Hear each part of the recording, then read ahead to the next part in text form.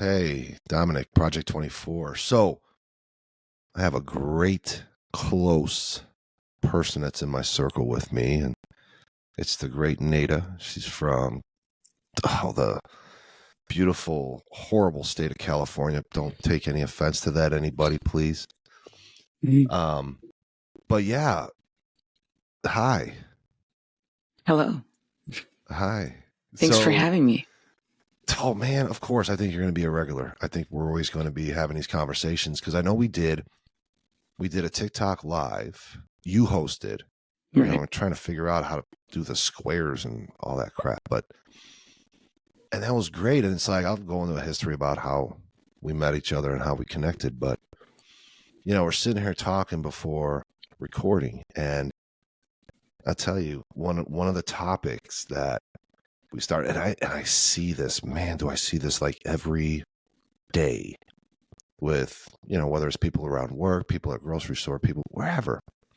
How many, and you were just talking about it with traffic, Mm. how many people take shit personal? And what I mean by that is like, and you might have a different stance on it, but I think it's like when you take a stranger or you take somebody close to you and they're a certain way to, they're ignorant, they're mean. And I know you brought up cutting you off on the interstate highway expressway, but it's like we have this tendency, and I never understood this sometimes. We have this tendency, it's like it's done to us. And I never really ever understand that. It's like almost like in relationships when you hear people. I had this conversation. This was not this past weekend, but last weekend I was doing some overtime at work, and friends, employees, brothers going through a divorce, and he kept saying what his wife at the time did to him, and I'm like, really? I just did a video the other day, and I put it out there. Why do people think that everything is done to them? I don't understand that. If you get caught off in traffic, you think it's done to you on purpose? I mean, never. Go ahead. no, that's what I was thinking. Like, it's just like, do we forget that sometimes we miss the exit or we're getting close to miss the exit and we have to like carefully get in front of somebody? Because I've been in cars where people are going off and I'm just like, they're probably missing their exit too, like if they didn't hit you, like calm down, relax. It's not like they're just purposely trying to be a jerk. I know sometimes people do that because they are purposely, but a lot of times and they're not. And it doesn't even matter if they are or they're not. Like, just don't take it personal. Just, you don't even know the person. Like, why are you over there upsetting yourself over it? So it's just. But that's something. It's like sometimes you have to pause and you have to look at the individual and you have to say, inside yourself, and say, what the hell you got going on that you're so angry? I'll give you an example. So I share this with people and I tell them it's like, if you're driving to work and if you're in a 15 or more minute commute, and most people are, shut the radio off, put your phone in your backpack. Nothing's going to happen, life or death, that someone's trying to call you for 15 or 30 minutes, let's say. Unless you have somebody that's sick, then don't do that. But Yeah. drive in complete silence. And I did this like earlier in the year, probably when I started going into the new year. And I said, I'll start spending some time with myself. So I would just shut the radio off, drive in silence. And another thing that was advised to from a very close confidant said, just take your time, go to work. Just take your time going to work. So I would, got a nice fast SUV and I'm like, okay, whatever, I'll go speed limit, right? So I'd get into the right lane and I just let people go. Oh my God. It's like you start seeing things you never seen before. You're honestly with yourself in your thoughts. You're engaged and aware of your environment right now. And I would literally see people just tailgating, speeding past. I mean, I'm talking about pickup trucks with ladders that think they're driving in the Indy 500. And I'm waiting for these ladders to fly off. And I'm like, but then I sat there and I thought and said, what are they going through? Like, what are they going through? They're so aggressive. They're so in a rush. Feels like they're so behind. And the biggest awakening for me was, wow, that used to be me. I was always rushing. I was always, trying to get there fast. For what? Yeah. I'm on time, if not early all the time. Yeah. And I'm like, what am I doing? Yeah. And I found myself where it's like, sorry, go ahead. Go ahead. No, I was just saying, you're just, go ahead. Sorry. No, go ahead. I was just saying, like, yeah, you're getting yourself in a stressful place for nothing. You don't get further. You don't get there faster. You just look like an idiot in the process because and nobody's moving. We're all going in the same pace. So I was the same way too. So it's like you really learn to relax and just go with it and just leave earlier so that you don't have to go through that. Well, one of the things that I've learned, and even asking people, and I converse with a lot of people, is, how did your morning start off right when you got in the car and turned the key? What was the routine prior to that? So we try not to take things personal, but I'll tell you, most people you talk to are waking up with enough time to shit, shower, shave, if you're not a female, and jump in the car and roll. And it's almost like, so right there, how are you setting your compass for the day? You're not. You're getting in the car, you're going to work, you're already reactive, you got all these thoughts going in your head. All you're thinking is, I got to get there because I got to do A, B, C, and D, and you're trying to get there. And even for the people that don't work and go to get their kids or do other errands, they're always rushing. And I found myself doing this. I found myself walking into a Target one day, and I was off that day. And it was like 10 o'clock in the morning, it was a weekday. And I'm grabbing a cart, and I'm trying to rush, and I'm like, what the hell am I doing? I don't have anywhere to be. Slow down. And it's like we're always in this rush. So I challenge people to say, how do you set your compass? Because if you're going to get up and already you're just reacting, I got to do this. And at the end of the day, most people are like, man, I don't feel like I got anything accomplished. And my rebuttal is like, well, what did you set out to do? Absolutely nothing. So by the time you leave the house, you're getting in your car, driving in traffic, and all you are right now is at a reactive state. So you're reacting to everybody, slowing you down. That's where people start taking things personally. You're in front of me. You're slowing me down. You're going to be the reason why I'm late. No, bro. The reason why you're late is because your ass didn't even plan to be on time to begin with because you just woke up and started reacting. Yeah. So I tell people, I'm like, take about 20 minutes. Take 20 minutes in the morning. If you wake up at 6, wake up at, 5:40, 5:30. Take those 20 minutes. Do a little breathing exercise. Listen to a morning meditation. Write a gratitude list for a little bit. And then write down 3 simple things. Let's say professionally, you want to get it done. Clear your email, do this. And then write down 3 personal things you want to get done. Like for me, it's like cleaning the backseat of my car, throw my shaker bottles and water bottles back there, put the laundry up from the dryer, just simple things like that. Now I know where my compass is set. I'm going to get these little things done, and it's going to be something instead of just waking up and reacting. Because, man, I'll tell you, it is not a place to be when you're in that state. And people, and what's crazy is that people literally make major decisions in a very high stressed emotional state that they put themselves in. Yeah. And I'm like, oh, dude, that's not good. That's not good at all. Yeah, I can tell you from my personal experience of just how I used to be before I changed my life and my thinking process and everything.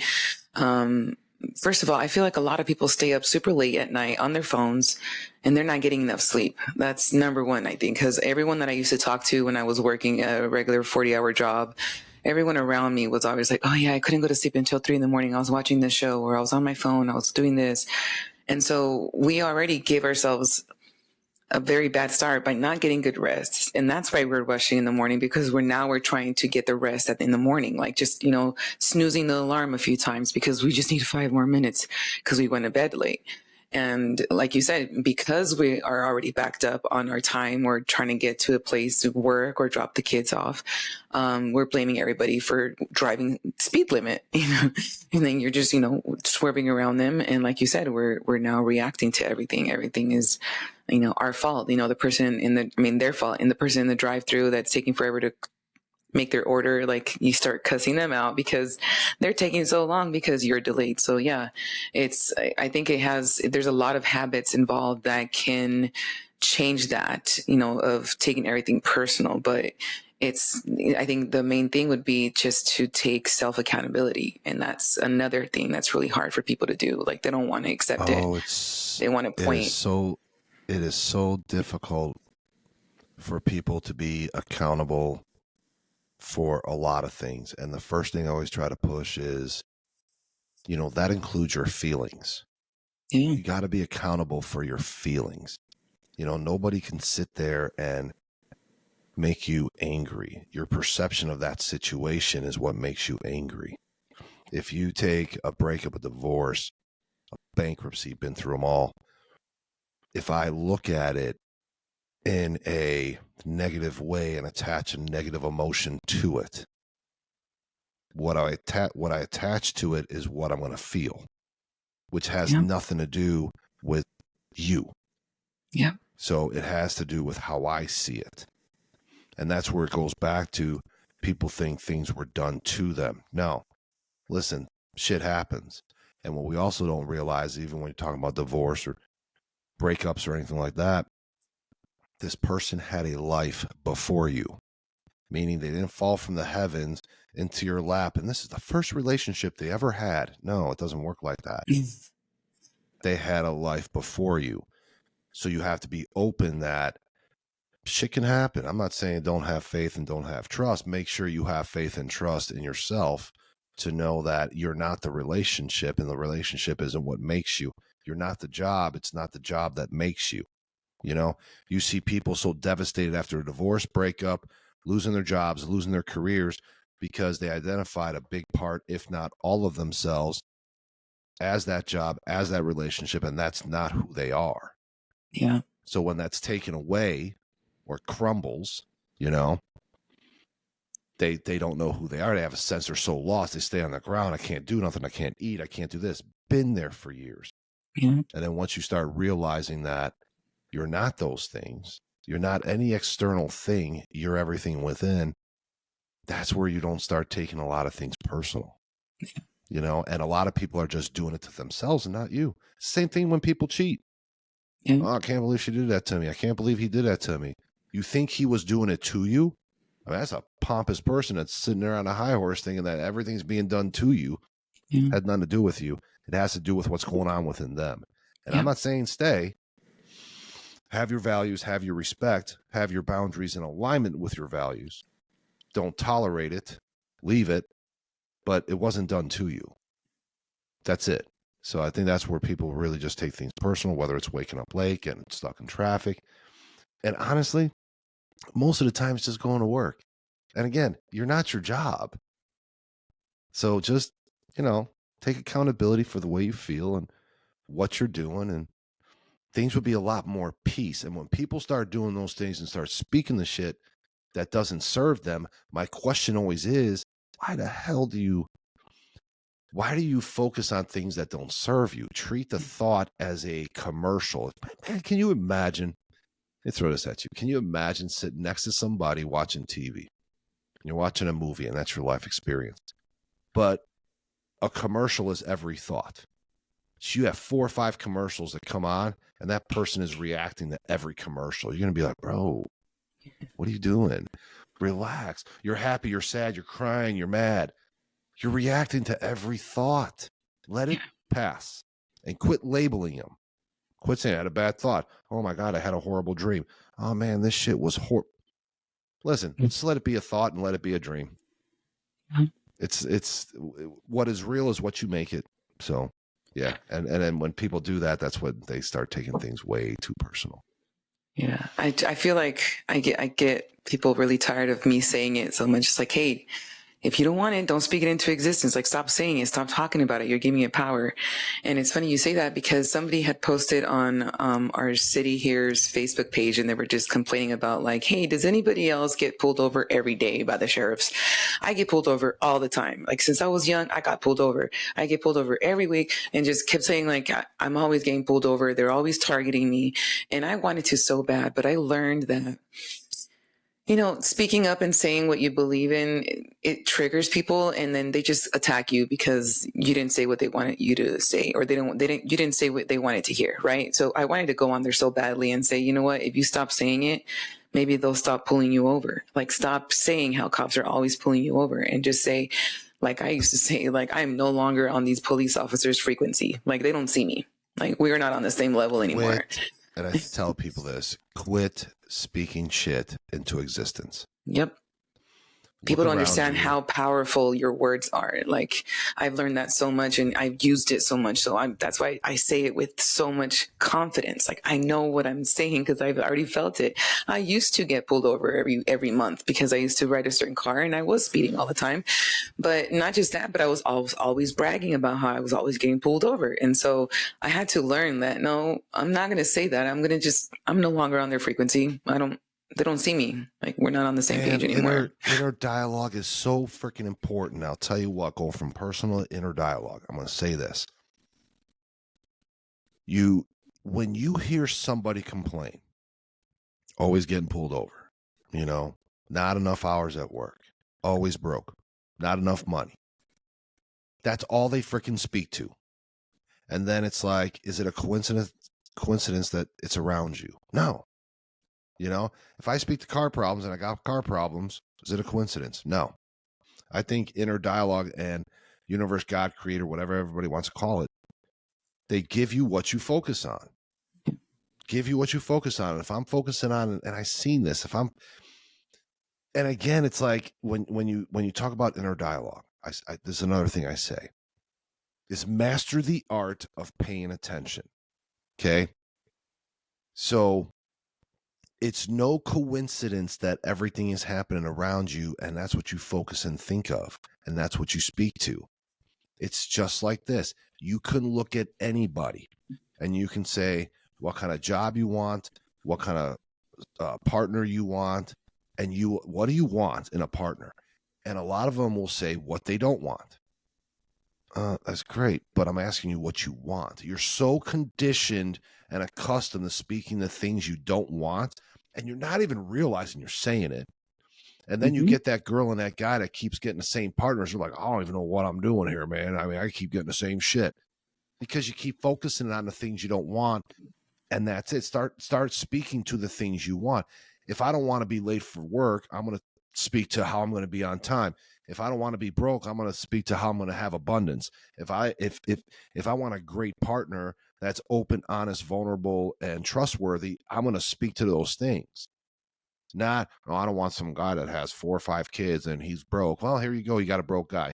Because we don't understand at a universal level what don't and want is. We give you what you're focused on, period.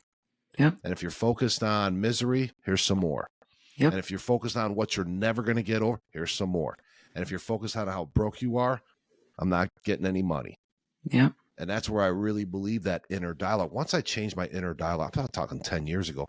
Once I stopped speaking as the 145-pound, one day I'll put pictures out there, but 145-pound skinny kid hanging around with people that hated their jobs and, didn't even like their relationships or marriages and weren't successful in their eyes. I was the same way because I spoke the same language. And once I started to go dark, isolate myself, speak a different language, that's when shit started to change. You have to check everybody around you, period. I got a very small circle, and you know this. I have a very small circle. I only talk to a couple people. You're one of them, and there's only a few I talk to outside of like people I coach and stuff like that, and I do it for free for them. But yeah, I'll tell you, it's inner dialogue is so important, and I think you know that. Oh, I do, and I didn't learn it until like maybe 4 or 5 years ago, because before it was just always like, oh, I don't want, this type of person. And so I believe it was the book, Change Your Brain, Change Your Life by Dr. Daniel Amen that started to like really say, like, instead of saying what you don't want, speak what you do want, and just, train your brain to just, speak the wants and what, cause I believe he said something like your brain can't distinguish, you're saying these words, so your brain doesn't always take in like, oh, that's what she doesn't want. Like it's just repeating those words. Everything you're saying is like you're wearing a T-shirt and you're just displaying it everywhere. Like, I don't want a cheater. It's like, oh, cheater, cheater, cheater, and you start attracting it because you're just projecting all that. Everything that you didn't want. You're saying it so much that it's going to happen.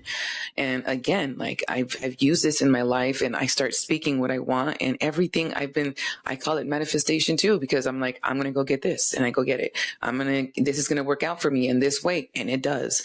So I am a true believer in how powerful your thoughts and your words are. And I'm just, I love it. And you mentioned manifestation, because I'm huge to say you attract what you are, not what you want. So if you want success, you have to act, you have to be successful, you have to walk successful, you have to speak successful, then success comes your way. But if you're not like that, it's not this way, man, I hope I get, this great promotion. But then you don't even think you're worthy of it. You're not going to get it. You get who you are.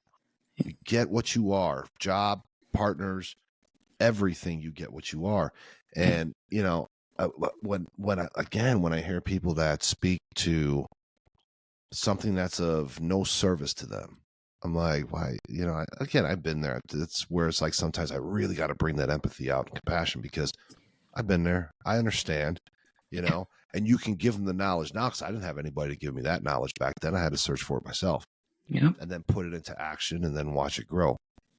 But if I'm giving somebody that, whether it's through coaching, and like I said, handful I coach, and great. It's crazy because I talked to a few, and I've spoken to you about that before the recording, and even people from other countries. I speak to a couple, and few people in Australia and Canada, and England, and I have one in Central Africa, and everybody's going through the same shit. And then when people walk around like you're not all connected, guess what? Y'all are connected. I mean, everyone's going through the same shit. So it's like, speak to that compassion, speak to that self-love you have for yourself. You got to work on yourself.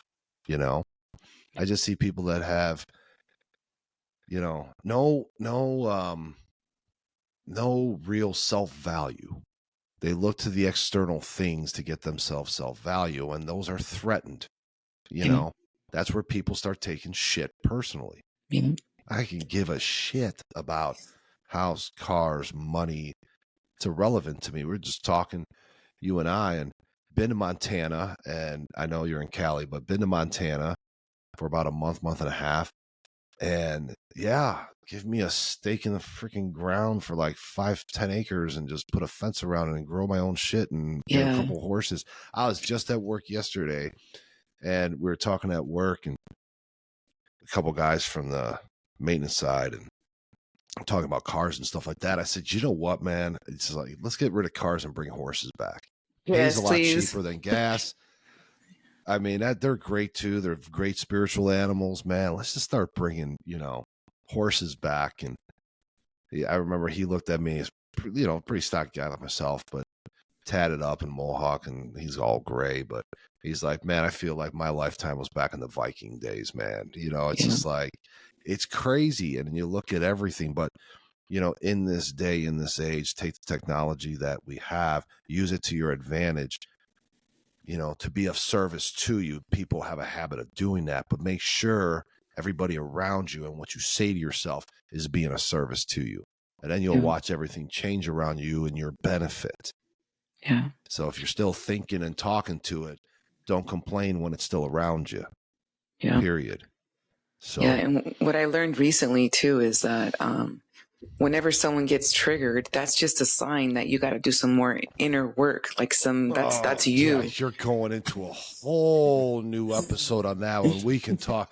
I'll pull a Joe Rogan and start having a podcast that goes 3 hours because we start to. That's going to be a next one. We're going to put this on the books. You're going to be a regular anyways. We'll just have some people join us. But I'm going to tell you, I just did this. I think it was this morning or yesterday about a post where, hell yes, the person that you're with, your friends, your circle, your partner, your spouse, if they don't trigger you, man, and I said this, put a fork in me, I'm freaking done. Oh, I did. I saw that. I saw that your podcast for that. I think I already posted it. Yeah. If I'm getting upset, and do this in a constructive way, you know, not in a destructive way, that if somebody is triggering me, hell yeah, I got to go inside myself. It's my trigger. It's not yours. It's my shadow that I haven't resolved, not yours. You know? And people are just like, again, going back to what I said earlier, it's like, oh, well, you made me mad. Man, listen, if I made you mad, I can make you hungry, you know? So, bam, you hungry? If I start cooking something in front of you, you're going to get hungry? No, I can't make you hungry, you know? Yeah. So it's like, yeah, we pick and choose what we hold. And it's crazy, man, because we pick and choose what we hold others accountable for our feelings. And most of the time, we're holding others accountable for our shitty feelings. For our celebratory feelings, we're holding ourselves accountable. Yeah, it was me, man. I did it. You did a little bit, babe, but I did it. And then when I'm pissed off to the world, I'm like, look what you made me feel. Oh, man, just no. You made me so mad. I broke this. Yeah, and I broke this. You made me mad. I broke this. I'm like, yeah, man, you made me break this. Sorry, another thing that came along with that too, because when I first started talking to you, I was reaching out because I felt like my circle was just disappearing, and I realized that when you start to work on yourself and change your habits and change everything, you're taking away, like you're taking away that person that they knew. So.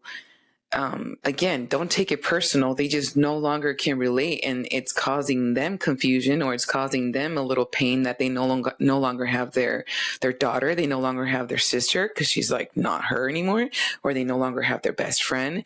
And so I had to learn, like, as long as I'm feeling good, I'm feeling confident about what I'm doing, what I'm saying, how my new habits.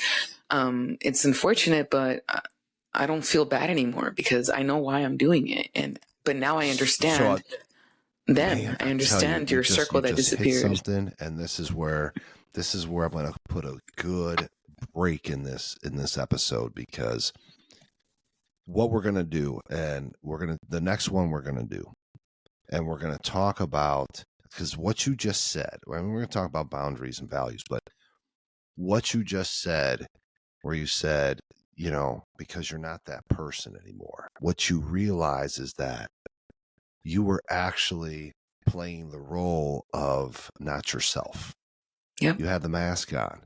And then when you start growing and you start awakening and you start believing in yourself, you have no problem showing your true self.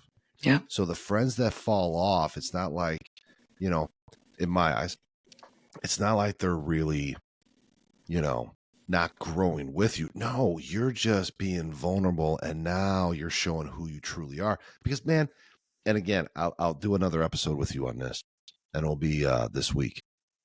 Okay. You're this way in front of this family member. You're this way in front of this coworker. You're this way in front of this friend. You're this way in front of your partner. You're this way in front of the guy at the grocery store. And I used to look at people and say, out of all these 5 masks, which one are you? Are you any of them? And everybody says the same. No, you see me for truly who I am. I don't know. So the other thing I want to throw, and we're going to do this week, is that number 1, mask wearing. You know, when do we really start taking it off? And 2, this happened within this past week. I had a lot of discussions with people on this. Boundaries. Okay. I always believe that boundaries are aligned with what our values are. And what you find is a lot of people are walking around with no values. So instead of boundaries, they have expectations, not a boundary. So let's say you find your values and you set your boundaries. But why do we move them? I know I don't. But why do we move them when it comes to family? So that's what we're taught. You could have, well, somebody said to me, well, that's your family, man. Well, tell me what that means. Tell me what that means. I spent 26 years in the military, in and out, federal employee too. Please tell me what that means. I have brothers in the military that I've been overseas with that I still even talk to. So I don't understand that. And when people say, oh, it's your bloodline. Well, dude, did you ever donate blood? You got bloodline all over the freaking country.